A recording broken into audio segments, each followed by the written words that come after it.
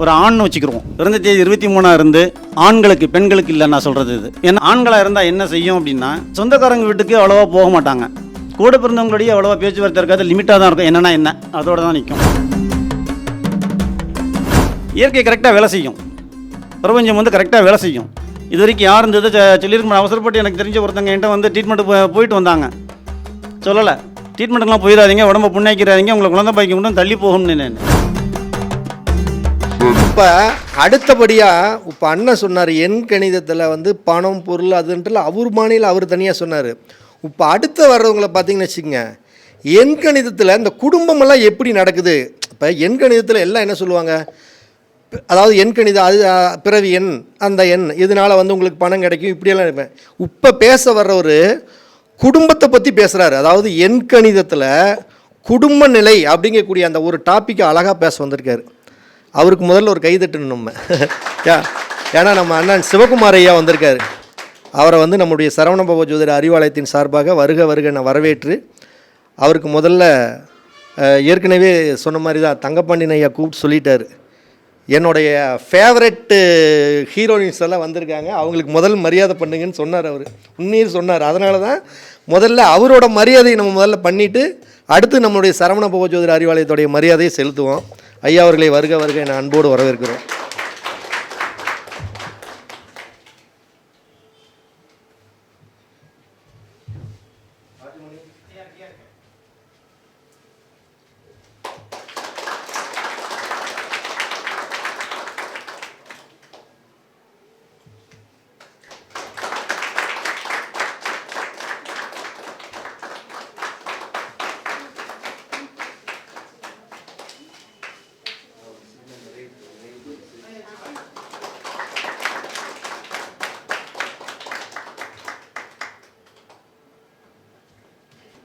எனக்கு ஆன்மீகமும் வாழ்க்கை நெறியும் கற்றுக் கொடுத்த அனைத்து சித்தர் பெருமக்களையும் வணங்கி,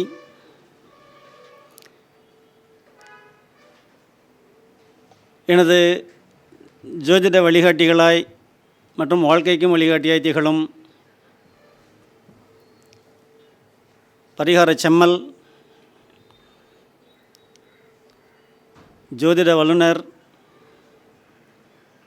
ஜோதிடத்தில் உள்ள அத்தனை பாடங்களையும் படித்து கற்று தெளிந்தவர் சதயம் திரு மீனாட்சி சுந்தரம் ஐயா அவர்களுக்கும், ஜோதிடத்தில் சித்தர் என்று அழைக்கக்கூடிய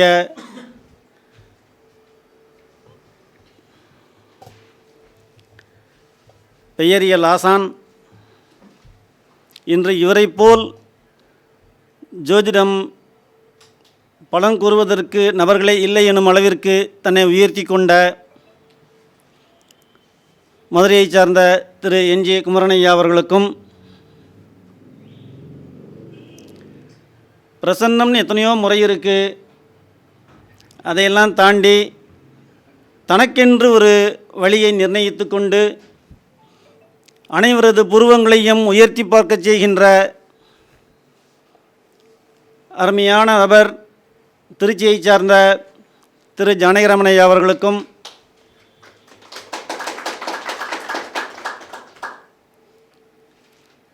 தமிழ்நாட்டில் இருக்கிற உயர்ந்த ஜோதிடர்கள் அனைவரையும் சந்தித்து தன்னால் முயன்ற அளவு கற்றுக்கொண்டு தன்னடக்கம்னா என்னன்னு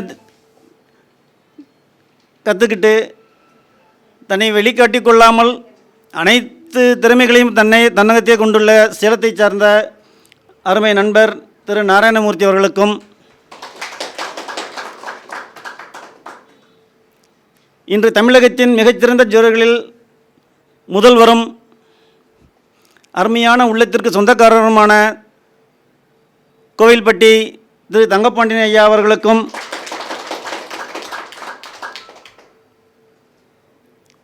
எனது மனமார்ந்த வணக்கங்களை தெரிவித்துக்கொண்டு எனது உரையை இங்கு கூடியிருக்கிற ஆன்றோர் சான்றோர்களுக்கும் எனது வணக்கங்களை தெரிவித்துக்கொண்டு எனது உரையை ஆரம்பிக்கின்றேன். முதல்ல நம்ம சப்ஜெக்டுக்குள்ளே போகிறதுக்கு முன்னாடி இங்கே மூட்டசாமி படம் போட்டிருக்காங்க இல்லையா, அவரை பற்றி ஒரு 2 நிமிஷம். ஏன்னா அவர் வாழ்ந்த காலத்தில் அவரோட பயணித்தவன் நானும் ஒருவன். எவ்வளோ பேர் பயணித்தாங்க, அதில் நானும் ஒருவன். இந்த ஏன் அவரை பற்றி சொல்ல வர்றேன் அப்படின்னா, அவர் சொன்ன வார்த்தை, நாங்கள் இருக்கும்போது அவர் சொல்லி நாங்கள் கேட்ட வார்த்தை. ஒரு ஜோதிடர் வந்திருந்தார், 27 நட்சத்திரமும் நான் தான், 9 கிரகமும் நான் தான், 12 ராசி நான் தான் சொல்லி காட்டினவர். இந்த வார்த்தையை சொன்னவர் அவர், செய்தும் காட்டினவர். அந்த எல்லைக்குள்ளே போயிட்டா கிரகங்கள்லாம் வேலை செய்யாது, நடத்தியும் காட்டியிருக்கார். சுனாமி வர்றதுக்கு அன்னைக்கு நைட்டு மண்ணும் தண்ணியும் கலந்து வருதா சாமின்னு சொல்லி முதலியே சொன்னவர்.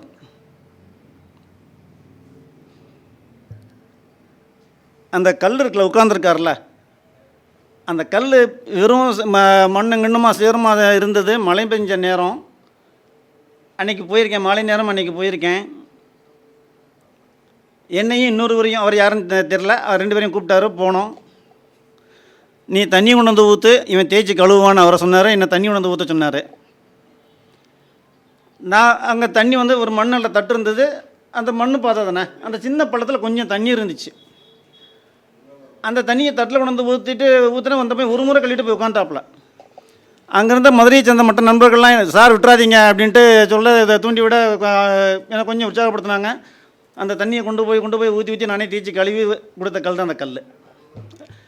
முடிச்சதுமே நல்ல வேலை செஞ்ச சாமின்னு சொல்லிட்டு கீழே அந்த 2 கல்லை எடுத்து கையில் கொடுத்துட்டு அதில் போய் உட்காந்தார். அந்த கல் இன்றைக்கி வரைக்கும் பூஜை பண்ணிகிட்ருக்காங்க. அந்த கல் தான் அமர்ந்துட்டுருக்கார் அவர். எதுக்காக அந்த கல்லை சுத்தம் படுத்தினாருன்னு தெரியாது. அந்த பாக்கியம் எங்களுக்கு கொடுத்தாங்க. இன்றைக்கி அந்த கல் அந்த சமாதியில் வச்சு பூஜை பண்ணிகிட்ருக்காங்க. மிகப்பெரிய மகான், அனைவரும் போக வேண்டிய இடம். என்னை பட்டை தீட்டி நல்வழிப்படுத்தி கொண்டு சென்றதில் மிக பெரும் பங்கு அவருக்கு உண்டு. அதை நான் நேரில் உணர்ந்தவன், அனுபவித்தவன். அவரை வணங்கி உரையை ஆரம்பிக்கிறேன். நான் வந்து இப்போ இந்த ஒரு படத்தில் வடிவேல் சொல்லுவார் இல்லையா, நானரோடி தான் போவார் பார்த்தீங்களா, அது மாதிரி இந்த மாதிரி ஜாமான்களோட நானும் கொஞ்சம் சேர்ந்து வந்திருக்கேன். வேறு ஒன்றும் இல்லை. எனக்கு தெரிந்த கருத்துக்களை பகிர்ந்துக்கிறேன். எண்கணிதம்னா என்னமோ ஏதோன்னு எல்லாம் புக்கிலலாம் நிறைய இருக்கும். நான் உணர்ந்தது, நான் சந்தித்து எடுத்ததில் என்ன அப்படின்னா, பேருங்கிறது உங்கள் உடல், இனிஷியலுங்கிறது உங்கள் ரத்தம். பேருங்கிறது உடல், அது அம்மா கொடுத்தது. அப்போ அந்த அம்மாவோட இனிஷியல் போடணும்னு அவசியம் கிடையாது. ஆனால் சிலரோட ஆசைக்கு எல்லாம் சேர்த்து போட்டுக்கிறாங்க. அப்பாவோட பேர் இனிஷியலாக போடுறோம், அது ரத்தம். இப்போ ஜானகிராமையா பேசும்போது ஒன்று சொன்னார், 4 பேர் ஒரே நேரத்தில் பிறந்தது, 4 ஜாதகம் வந்ததுன்னு சொல்லிட்டு. வந்தாலும் ஒன்று மாறும்.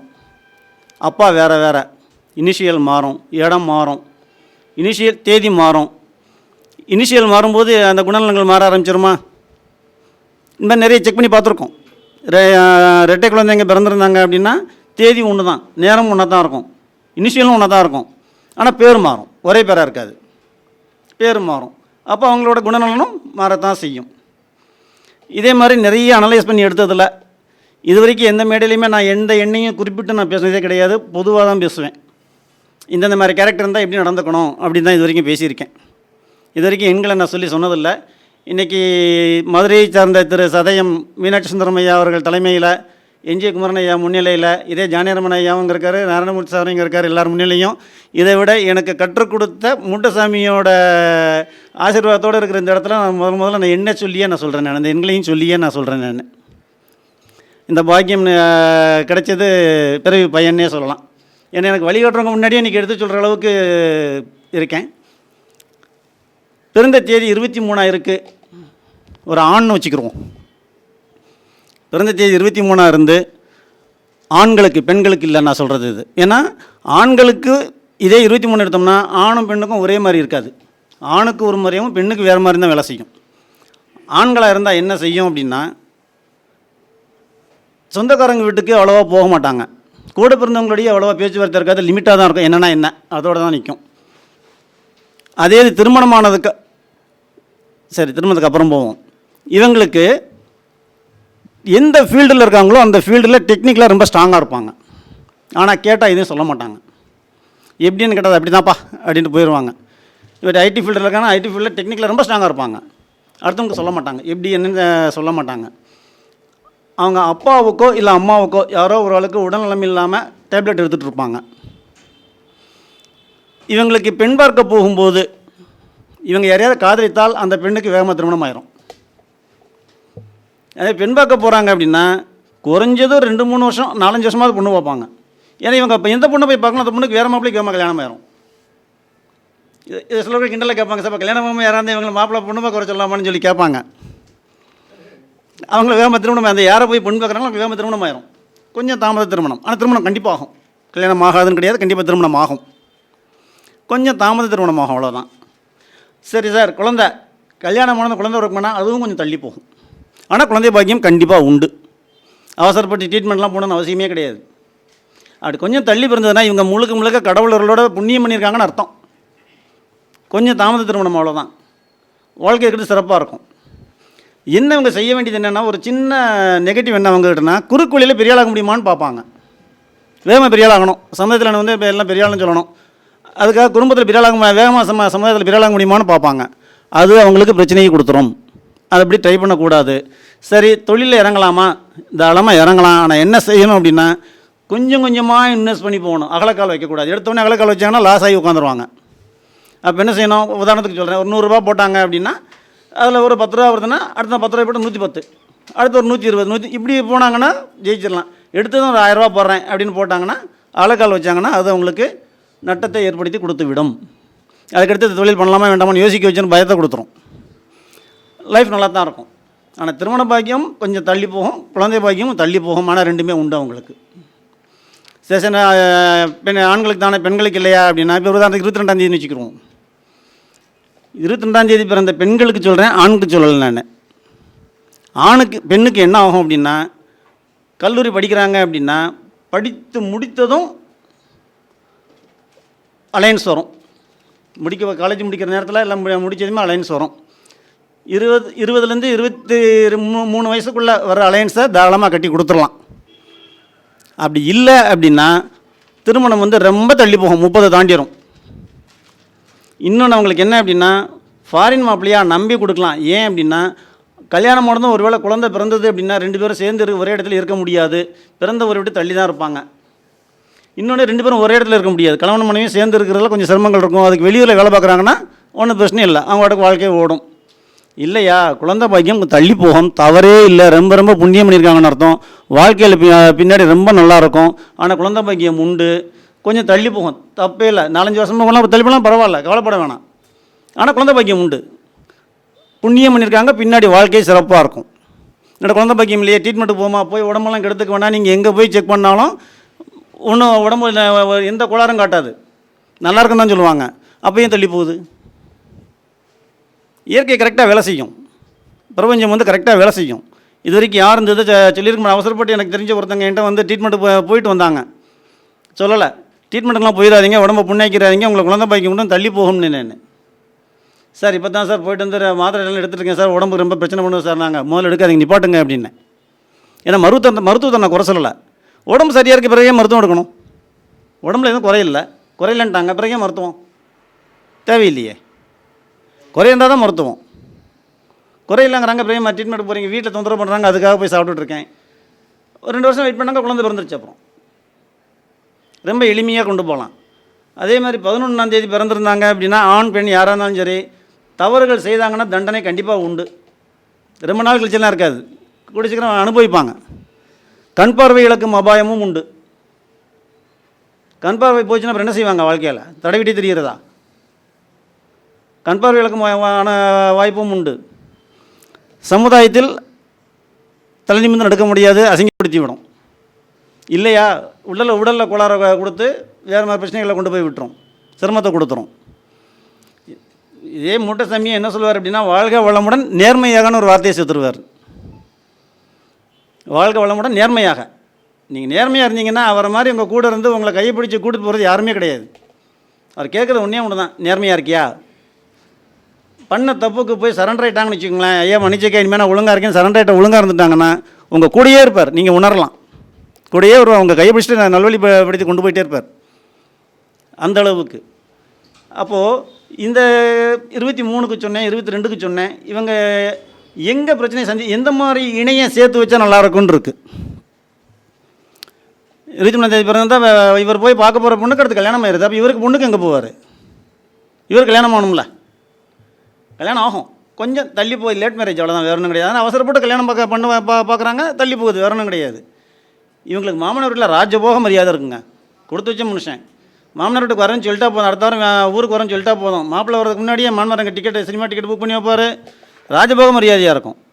ஒரு இடம் வாங்கணும்னு நினைக்கிறேன்னு சொல்லிட்டா போதும், எந்த இடத்துல எந்த ஊரில் எங்கே இடம் என்ன ஏது எல்லா உதவியும் அவர் ஹெல்ப் பண்ணுவார். பணமும் கொடுத்து ஹெல்ப் பண்ணுவார் இடம் வாங்குறதுக்கு. அந்தளவுக்கு ராஜபோக மரியாதை இருக்கும். கொஞ்சம் சாப்பாட்டில் ரொம்ப டேஸ்ட் எதிர்பார்ப்பாங்க. அதை மட்டும் கொஞ்சம் அவங்க சாப்பாடு டேஸ்ட் எதிர்பார்க்க வேணாம்னு சொல்லலை, குறைஞ்சாலும் கொஞ்சம் ஏற்றுக்கிட்டு போயிட்டாங்கன்னா குடும்ப வாழ்க்கை நல்லாயிருக்கும். இல்லைன்னா அங்கே தான் பிரச்சனையாக ஆரம்பிக்கும். அதை கொஞ்சம் சுதாரிச்சிக்கணும்.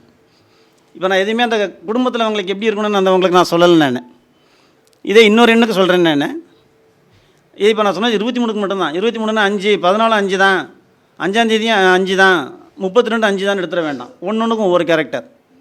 ஒவ்வொரு எண்ணும் ஆணுக்கு ஒரு மாதிரியாகவும் பெண்ணுக்கு ஒரு மாதிரியாகவும் தான் இருக்கும். எல்லாம் ஒரே கேரக்டராக இருக்காது. நான் 23 ஆணுக்கு தான் சொன்னேன், பெண்ணுக்கு சொல்லலை. 22 அதே மாதிரி பெண்ணுக்கு சொன்னேன், தாமத திருமணமாக வாய்ப்பு இருக்குன்ட்டு. ஆணுக்கு சொல்லலை நான். அதனால் ஒன்றுக்கும் ஒவ்வொரு மாதிரி மாறும். அதே மாதிரி ஐயா சொன்னாங்க, பெரிய ஆளுங்க வந்து கல்யாணம் பண்ணி வச்சாங்க, இந்த மாதிரி டைவர்ஸ் ஆகி வர லெவலில் பிரச்சனையாக வந்து நிற்கிறாங்க அப்படின்ட்டு. ரொம்ப சிம்பிள். எப்படி அப்படின்னா,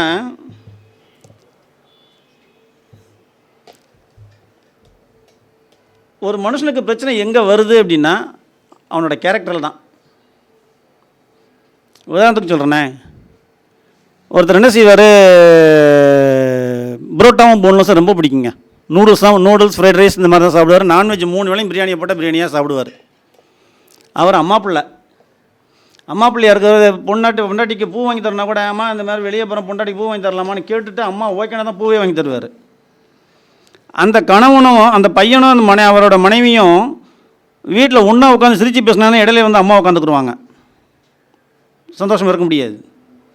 எங்கள் பொண்ணு என் பையனை தள்ளிட்டு போயிடுவாளோ அப்படிங்கிற பயம் தான், வேறு ஒன்றும் கிடையாது.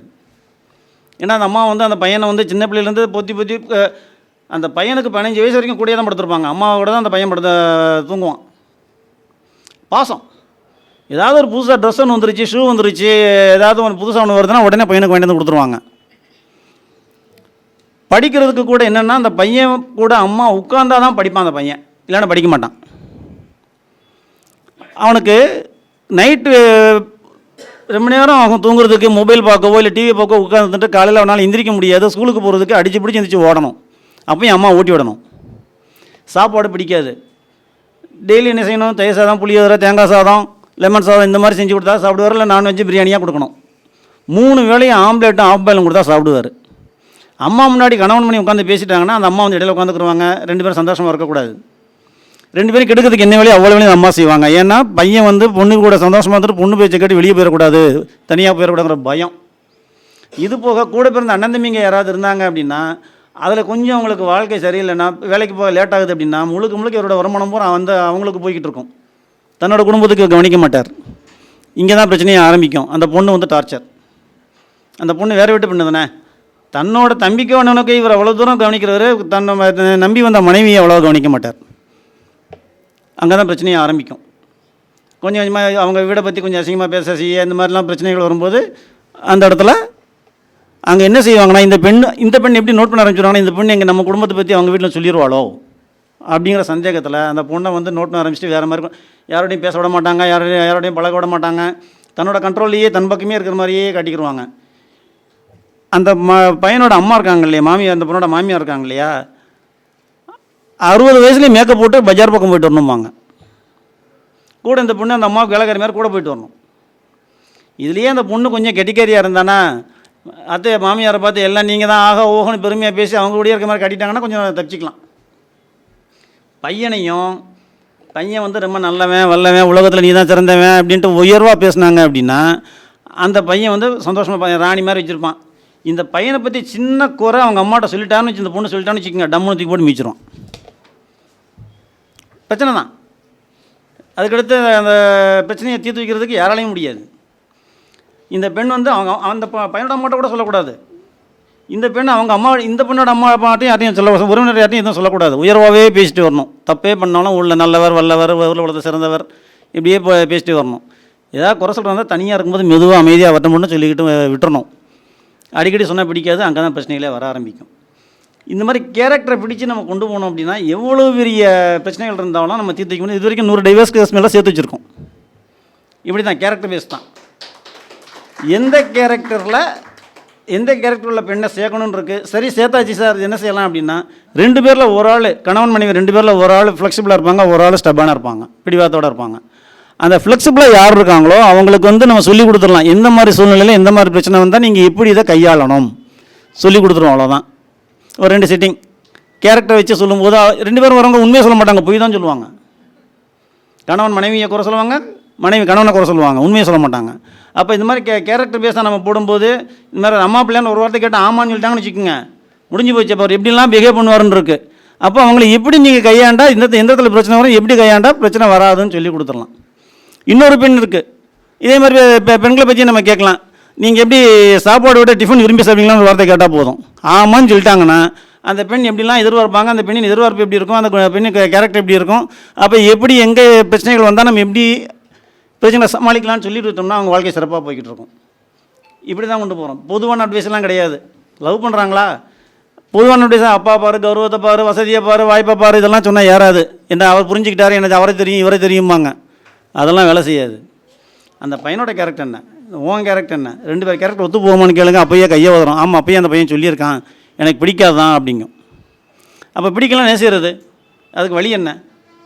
ஒரு பெண் வந்தாங்க, பயங்கர ரிச், ரொம்ப வசதியான பெண்ணு, கூட படிக்கிற பையனை காதலிக்கிறாங்க. வீட்டில் அலைன்ஸ் பார்க்கும்போது வீட்டுக்கு தெரிய வருது. அப்போது இது மாதிரி லவ் பண்ணுன்னு சொல்லும்போது அவங்க அப்பா ஒரே பொண்ணு தான், நீ நாளைக்கே கல்யாணம் பண்ணால் கோடீஸ்வரி யோசிச்சு பாருன்னு இருக்காரு. அதெல்லாம் எடுபடல. கவுன்சிலிங் கூட்டு போகிறாங்க, 3-4 முறை கூட்டு போயிருக்காங்க, எங்கேயும் எடுபடல. அப்போ நாங்கள் நோட்டீஸ் இஷ்யூ பண்ணியிருந்தோம். அதை பார்த்து எங்ககிட்ட வந்தாங்க, தனியாக தான் வந்தது அந்த பொண்ணு. எப்படிமா தெரியும்னு கேட்டேன். இந்த மாதிரி நோட்டீஸ் பார்த்தேன் சார், வந்தேன் அப்படின்னாங்க. செக் பண்ணி பார்த்துட்டு, இல்லைம்மா உனக்கு உன்னோட கேரக்டர் வேறு, இந்த பையன் கேரக்டர் சந்தேகப்படுற கேரக்டர், ஒரு 2-3 கேரக்டர் இருக்குது. அந்த 3 கேரக்டர் வந்ததுன்னா நான் கல்யாணமே பண்ண வேணாமே. ஏன்னா அதை நான் சொல்லணும்னா பாவம் அவங்களுக்கு பாதிப்படையுங்கிறக்காக நான் சொல்லாமல் கொண்டு போகிறேன். நான் இந்த பையன் சந்தேகப்படுற கேரக்டர்மா, நீ 5 மணிக்கு காலேஜ் முடிஞ்சு நீ 5:15 வீட்டுக்கு போகலன்னா யார்கிட்ட போய்ட்டு வர, எங்கே போய்ட்டு வர, யாரை பார்த்து வரேன்னு சொல்லி 1000 கேள்வி கேட்பானே, எப்படிமா உனக்கு உன்னோட கேரக்டருக்கு ஒத்தியே வராதே அப்படின்னேன். அந்த பொண்ணு கண்ணில் தண்ணி வந்துருச்சு. ஆமாம் சார், இப்படி தான் சார் டார்ச்சர் பண்ணுவான். நேற்று கூட அப்பாவுக்கு மறந்துடுவாங்க, கடைக்கு போனேன், போகும்போது பேசினேன், மெடிக்கல் ஷாப் இவ்வளோ தூரம் தான் இருக்குது, வீட்டுக்கு வரதுக்கு இவ்வளோ நேரம் சொல்லி அவ்வளோ சண்டை சார் அப்படின்னு அந்த பொண்ணு சொல்லிச்சு. இதை நீ வாழ்நாள் பூரா சமாளிப்பிஞ்சிட்டு அந்த கேரக்டர் எப்படிலாம் டெவலப் ஆகும்னு சொல்லி சொன்னேன். இந்த பையனை நீ கல்யாணம் பண்ணினா நாளைக்கு உன்னோட வாழ்க்கை எப்படி இல்லாமல் இருக்கும், எப்படி இல்லாமல் இருக்கும்னு சொல்லி சொல்லும்போது அழுதுகிட்டே இருந்தது. கையில் கோடு போட்டிருக்கியான்னு கேட்டேன். அந்த பொண்ணோட கேரக்டருக்கு கையில் பிளேட் வச்சு கீரிக்கிற டைப்பு, சுடிதார் ஃபுல்லாக போட்டிருந்தவங்க எடுத்து காட்டினாங்க. பிளேடால் 3 இடத்துல கீறியிருக்காங்க. இது அவங்க அப்பாவுக்கு தெரியாது. ஒரு பொண்ணு கோடீஸ்வரன் வீட்டு பொண்ணு எப்படி வளர்த்துருப்பாங்க, அமைதியான பொண்ணு, நல்ல பெண்ணு. ஆமாம் இந்த மாதிரி பிரச்சனை இது மாதிரி செஞ்சுருக்கேன் அப்படின்னாங்க. இதெல்லாம் செய்யாதீங்க அப்படின்ட்டு அந்த பையனோட கேரக்டர் எடுத்து சொன்னேன். சொன்ன உடனே எப்படிலாம் அந்த பையன் இன்னும் அக்ரெசிவாக டெவலப் ஆகும்னு சொல்லி சொன்ன உடனே ஃபோன் எடுத்தாங்க. அப்பா நான் கல்யாணம் பாருங்கன்ட்டாங்க முன்னாடியே. நான் அவசரப்படாதீங்கம்மா, 2 நாள் டைம் எடுங்க, யோசிங்க, எதை குழப்பம்னா எனக்கு கால் பண்ணுங்க, நான் உங்களுக்கு கைட் பண்ணுறேன், அதுக்கப்புறம் நீங்கள் அப்பாட்ட பேசுங்க அப்படின்னு. இல்லை சார் ஐ டிசைடுன்னு சொல்லிட்டு அப்பாவுக்கு ஃபோன் பண்ணாங்க. இது ஒரு உதாரணம் சொல்கிறேன். இதை நான் அப்பாட்ட ஃபோன் பண்ணாங்க, பேசிட்டு அவங்க அப்பா சந்தோஷப்பட்டார். ஒரு நாள் தான் வந்தாங்க. நாங்கள் இதுதான் செய்வோம், கணவன் மணிக்குள்ள சண்டைக்கும் இதுதான் செய்வோம். நிறைய சந்தேகப்படுற கேரக்டர் வரும், குடும்பத்தில் சண்டை வரும், காசு போனால் சொத்து இதெல்லாம் சண்டை வரும். எதனால் வருதுன்னு கேட்டால் இந்த கேரக்டர் தான். இவங்களால உங்கள் வாழ்க்கை நல்லா இருக்குமா நல்லா இல்லையா? ஒன்றும் இல்லைங்க, வீட்டில் கார்ட்டூனும் ஆக்ஷன் மூவிஸும் பார்த்தனால டைவர்ஸ் போச்சுங்க. மாப்பிள்ளை வந்து வேலைக்கு போய்ட்டு வந்து கார்ட்டூனும் ஆக்ஷன் மூவிஸும் பார்க்குறாரு, இதனால் டைவர்ஸ் போகுது. இந்த ரீசன் யாருக்கும் தெரியாது. கவுன்சிலிங்கும் போயிருந்தார். எங்கள்கிட்ட வந்தப்போ சார் நீங்கள் ஆஃபீஸ் போய்ட்டு வந்து கார்ட்டூன் பார்த்துட்டு தூங்கிடுங்களான்னு கேட்டேன். ஆமாம் அப்படின்னாரு. அந்த ஒன்று தான் ரீசன். இது அப்பா அம்மாட்ட சொல்லி டைவர்ஸ் தீர்த்து வைக்க முடியுமா? மறுநாள் அந்த பொண்ணையும் கூப்பிட்டுருந்தார். கூப்பிட்டு இப்போ அதுக்கடுத்து மதுரையில் வீடு கட்டி 2வது அப்புறம் குழந்தை பிறந்தது, வீடு கட்டி சந்தோஷமாக இருக்காங்க. 2 வீடு கட்டிட்டாங்க. 2010 அவர் வந்து 1.5 லட்சம் சம்பளம் வாங்கினவர். அவர் கல்யாணம் ஆகி 4 மாதம் அம்மா வீட்டுக்கு போன பொண்ணு, குழந்தை பிறந்து 4 மாதத்தில் என்கிட்ட வர்றாங்க. வந்து 2 பேரும் சேர்ந்து இப்போ நல்லா வாழ்ந்துட்டுருக்காங்க. இப்போது இது மாதிரி நிறைய கேஸ். அப்போ எங்கே பிரச்சனை வருது? இப்போ நீங்கள் சொன்ன மாதிரி இப்போ பெரிய மனிதர்கள் வந்திருக்காங்க, நல்ல குடும்பமாக தான் இருக்கும். பிரச்சனைன்னு பார்த்தா சாதாரண பிரச்சனையாக இருக்கும். கேரக்டர் பிடிச்சோம்னா சரி பண்ணிடலாம். அதை அவசரப்பட்டு செய்கிறது. கல்யாணம் ஆயிடுச்சு, என்ன இதில் பிரச்சனை அந்த காலத்துலேருந்து இப்போல்லாம் கிடையாதுங்க. நீங்கள் ஆதி காலத்துலேருந்து நீங்கள் எடுத்தீங்க அப்படின்னா எங்கே சண்டை வருதுன்னு கேட்டால் புதுசாக கல்யாணமான தம்பதியிட்டதுனால வர்ற பிரச்சனை ரொம்ப கம்மி தான். அந்த வயசானவங்க அப்பா அம்மா இருக்காங்க பார்த்தீங்களா, ஆதி காலத்தில் நீங்கள் எடுத்து பாருங்களேன், தைக்கு வீட்டுக்கு அனுப்புனாங்களா? தைக்கு இப்போ பொண்ணு மாப்பிள்ளையை வீட்டுக்கு அனுப்பணும். அங்கேருந்து ஆரம்பிக்க பிரச்சனை. தளதிபாளிக்கு அனுப்புனாங்களா? என்ன செஞ்சாங்க? அதுலேருந்து வரதில் பிரச்சனை கூட யாருன்னு கேட்டால் அந்த காலத்துலேருந்து இந்த காலம் வரைக்கும் பிரச்சனைக்கு மெயின் ரீசன் யாருன்னு கேட்டால் அப்பா அம்மா தான். 2 பேரும் தனியாக ஒரு வீட்டில் விட்டு பாருங்கள், அவங்க கூட வாழ்ந்துட்டு போயிடுவாங்க. இவங்க தலையீடு ஜாஸ்தி. பொண்ணை கொடுத்துட்டோமே, பொண்ணு என்ன பண்ணுறா, மாப்பிள்ளை அவன் என்ன பண்ணுறான் அப்படின்னு நம்ம அவங்க மாப்பிள்ளை சேர்ந்து அப்பா அம்மா பார்க்க செய்ய கேரக்டர் தான் பிரச்சனை. கேரக்டர் ஈஸியாக சரி பண்ண முடியும். தொட்டில் பழக்கம் சுடுகாடு மட்டும். ஆனால் ஆங்கிலத்தில் இன்னொன்று இருக்குது. எப்படி அப்படின்னா அந்த கவுன்சிலிங்கில் கேரக்டரை மாற்றலாம் அப்படின்னு ஒரு ஆப்ஷன் இருக்குது. கேரக்டர் எங்கே மாற்ற முடியும்? அதுக்கு உதாரணம் சொல்லியிருப்பாங்க. என்ன உதாரணம் சொல்லியிருப்பாங்கன்னா, ஒரு நாய்க்கு சாப்பாடு போட்டிங்க அப்படின்னா, இன்றைக்கி 12 மணிக்கு சாப்பாடு போட்டிங்கன்னா, ஒரு பறவைக்கு இன்றைக்கி சாப்பாடு போட்டிங்கன்னா கரெக்டாக அதே டயத்துக்கு அங்கே வந்து நிற்கும். அதை மனுஷனுக்கு செயல்படுத்தலாம்னு சொல்லி ஒரு ஆப்ஷன் இருக்குது. பிஹேவியர் சேஞ்சஸ்னு ஒரு ஆப்ஷன் இருக்குது. ஆனால் தமிழில் என்ன சொல்லியிருக்கான்? கரெக்டாக சொல்லியிருக்கான். தொட்டில் பழக்கம் சுடுகாடு மட்டும். அது கொஞ்சம் கூட மாறாது, கரெக்டாக இருக்கும். சுடுகாடு மட்டும்தான். அதை நம்ம கரெக்ட் பண்ணணும். எப்படி முடியும்? கரெக்ட் பண்ண முடியாது. எப்படி சமாளிக்கணும்னு சொல்லி தரலாம், அவ்வளோதான். சமாளிச்சிடலாம். சமாளித்து நிறைய பேரை பார்த்துட்டோம். அப்போ ஒரு மனிதனோட கேரக்டர் தான் உங்கள் வாழ்க்கையை நிர்ணயிக்குது. என்ன எதிர்பார்க்குறீங்க, எப்படி எதிர்பார்க்குறீங்க, எதுக்காக எதிர்பார்க்குறீங்க. நம்ம ஒரு மனசுக்கு எதிர்பார்த்துட்டு தான் நம்ம எல்லாத்தையும் அடுத்தவங்க எதிர்பார்க்குறோம். இவங்க எப்படி என்ன ஏதுன்ட்டு நமக்கு ஒத்துவலையாக வேணான்றோம் உடனே. அப்போ எதிர்பார்க்குற சரியாக தப்பா, எப்படி இருந்தால் சமாளிக்கலாம்னு சொல்லி கொடுத்துருவோம், அவ்வளோதான். டிப்ரெஷன் ஏன் வருது? டிப்ரெஷன்லாம் உடனே சரி பண்ணலாம். ஒவ்வொரு மனிதனுக்கும் ஒவ்வொரு மாதிரி அவரும் டிப்ரெஷன் ஈஸியாக சரி பண்ண முடியும். கேரக்டர் என்ன, அவங்க கேரக்டரில் எதனால அந்த டிப்ரெஷன் வருது, சரியாக தப்பா எடுத்து கொடுத்தா அவரே ஆமாம் சார் சரி பண்ணிடலாம் சார், இதுதான் சார், இது சரியாக தப்பான்னு எடுத்து சொல்லணும்னு ஒரு ஆள் வேணும், அவ்வளோதான். அவங்களுக்கே தெரிஞ்சிருந்தாலும் அதுதான் காரணம்னு அவங்களுக்கு தெரியாது. அதை நாங்கள் எடுத்து சொல்கிறோம், அவ்வளோதான். வேற ஒன்றும் கிடையாது. இப்போ நியூமராலஜி பற்றி பேசணும், எண்கணியத்தை பற்றி பேசும்போது தேதியை சொன்னேன். எல்லா தேதியும் குறிப்பிட்டு எடுத்து சொல்லி கொண்டு போய்ட்டு இருக்க முடியாது. ஏன்னா உங்கள் பேரும் அதில் முக்கிய பங்காற்றும். 23ஆம் தேதி பிறந்தவங்களும் சொல்லிட்டேன் நான். அதில் அந்த பேரோட எண்கள் எப்படி வேலை செய்யுங்கிற பொறுத்து குணநலங்கள் மாறும். நான் வந்து பொதுவானது சொன்னேன். ஸ்பெசிஃபிக்காக எப்படி மாறும்னு இருக்குது. ஸ்பெசிஃபிக்காக எப்படி மாறும்னு சொல்லும்போது அதுக்கு மாதிரி பேரில் கரெக்டாக அமைச்சிட்டோம்னா ஒன்றும் பிரச்சனை இருக்காது. இன்னொரு குழுவாக சொல்லலாம் என்ன அப்படின்னா, 32ஆம் எண்ணில் பேர் பெரும்பாலும் வைக்காதீங்க. 32ல் பேர் வச்சிங்கன்னா என்ன ஆகும் அப்படின்னா, ஒன்று குடும்ப வாழ்க்கையில் நின்றோம், இல்லை பொருளாதார வாழ்க்கையில் நின்றோம். 2ல் ஏதோ ஒன்று தான் ஜெயிக்கும். குடும்பம்னா என்ன? அமைதியாக எந்த நோய் நொடியும் இல்லாமல், கடன் இல்லாமல், நிம்மதியாக இருந்தாலே அந்த வாழ்க்கை சிறப்பான வாழ்க்கை. அவன் தான் பெரிய கோடீஸ்வரன். காசு பணம் இருக்கிறவன் கோடீஸ்வரன் கிடையாது. இதே ஒரு பெரிய கோடீஸ்வரர் ஒருத்தர் மூட்டசாமியை பார்க்க மதுரையில் மூட்டசாமி வந்திருக்காரு. அன்றைக்கி ஒருத்தர் வர்றாரு. வந்த அன்னைக்கு அவர் வந்துட்டு இன்னும் காசு பணம் வேணும்னு வந்து உட்காந்துருக்காரு. நைட்டு 12-1 மணி இருக்கும். நாங்கள் அன்றைக்கி இருக்கோம். அப்போது அவர் மூட்டசாமி அவர்கிட்ட ஒன்றுமே கேட்கல, சும்மா தான் உட்காந்துருக்காரு பக்கத்தில். மூட்டசாமியே சொல்கிறாரு, ஏன்டா சாமி உனக்கு காசு பணம் கொடுத்தா என்ன செய்ய போகிற, போய் ஆஸ்பத்திரிக்கு தரப்போகிற, முதல்ல இருக்கிறது சரியானு வேண்டா சாமி அப்படின்னாரு. அப்போ தான் எங்களுக்கே தெரியும் இவர் ஏதோ உடம்புல பிரச்சனை இருக்குது அப்படின்ட்டு.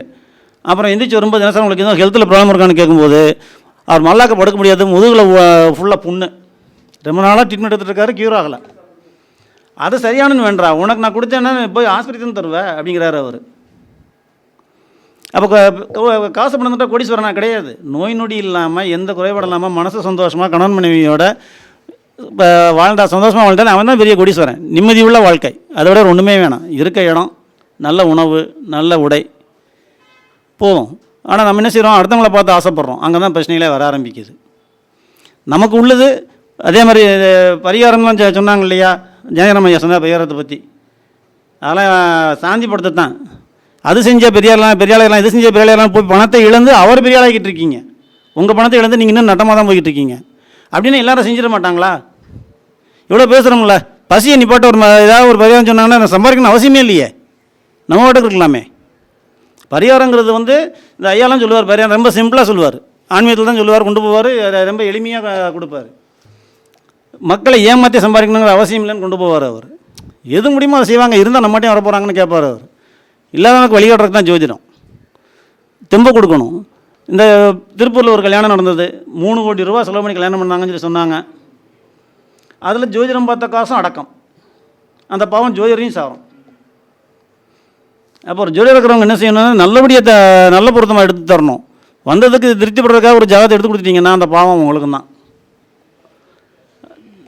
லேட் மேரேஜ் ஆகணும் லேட் மேரேஜ் ஆகும்னு சொல்லிட்டு போயிடலாமே. என்கிட்ட சிலர்லாம் கேட்பாங்க, சொல்லுவேன் இது லேட் மேரேஜ் ஆகும், இப்போதைக்கு கல்யாணம் பண்ண வேணாம், இல்லை தள்ளி போடுங்க, படிக்க அனுப்புங்கன்றேன், இல்லை வேலைக்கு அனுப்புங்கன்றேன். அது அந்த பாவம் எதுக்கு? தேவையே இல்லை. ஒரு எனக்கு இந்த ஐயாலாம் சொல்லுவாங்க, திருமண பொருத்தம் பார்த்து கொடுத்துட்டு அந்த கல்யாணமானவங்க நல்லா இருக்காங்கன்னு இவர் விசாரிப்பார்.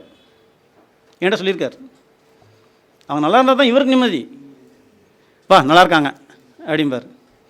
இல்லைன்னாச்சா நம்ம பார்த்து கொடுத்து இப்படி ஆச்சா, அது எதுக்கு சார் நமக்கு அந்த பாவம் கர்மா நமக்கு எதுக்கு சார்னு கேட்பார். 40 வருட அனுபவம் உள்ளவர், சித்தருக்கே ஜாதகம் பார்த்தவர் இவர், மேனேசுந்தரம் ஐயா. அப்போ அந்த மாதிரி எல்லாருமே இருந்துட்டாங்கன்னா நிறைய பிரச்சனைகள் தீர்க்கலாம். நல்ல பெண், இந்த திருப்பூரில் இறந்த பெண்லாம் நல்ல பெண். தங்க முட்டையிடும் வார்த்தை இன்றைக்கி தங்க முட்டை போடுதுங்கிறதுக்காக கொண்டு எல்லாம் முட்டை நிறைய எடுக்கிற மாதிரியாக போச்சு. அது நல்ல பெண், அது நல்ல குணமுள்ள பெண், அருமையான பெண். இந்த மாதிரியே போச்சு வாழ்க்கை. என்ன பண்ண முடியும்? அப்போ தெரிஞ்சிருந்தால் செய்வாங்களா?